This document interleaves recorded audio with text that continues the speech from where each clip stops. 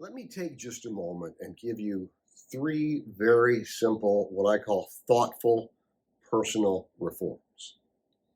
And the first one is this: guard against subtle spiritual karma. Now, what in the world is subtle spiritual karma? I'll tell you what it is. It's when we think by doing this, and by the way, I'm using the word karma not so much in the strict definition of that, so don't get too hung up and say, well, that's not what karma means. I'm using it as when I do this, I receive this.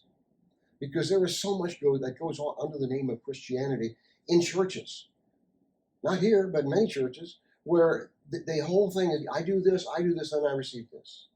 I can't tell you how many times people come to church, whether I've been here or somewhere else. Oh, I don't know, man. If I come in, I don't know how God's going to react, because if I come to church, the door may fall in on me. And my response usually is, well, it hasn't fallen in on the pastor. It's not going to fall in on you. The whole spiritual karma thing is I do and therefore I get. I do and therefore I get. Now listen, I believe in obedience, and I believe certainly what we sow we shall reap, and that's true. But this idea that I can somehow do certain things or not do certain things and then earn my favor with the Lord God, that's just total baloney. That's just total garbage. Okay? I don't care how I say it. I mean, it's just rubbish. And yet we still somehow live that way. Somebody asked me just recently.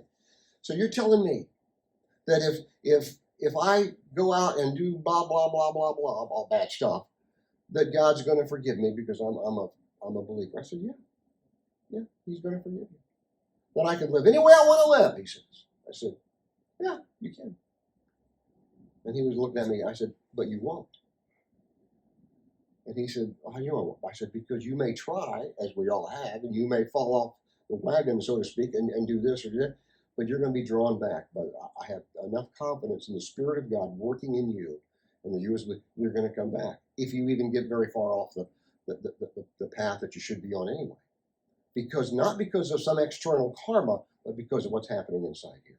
That's the part we can't miss. We can't miss that.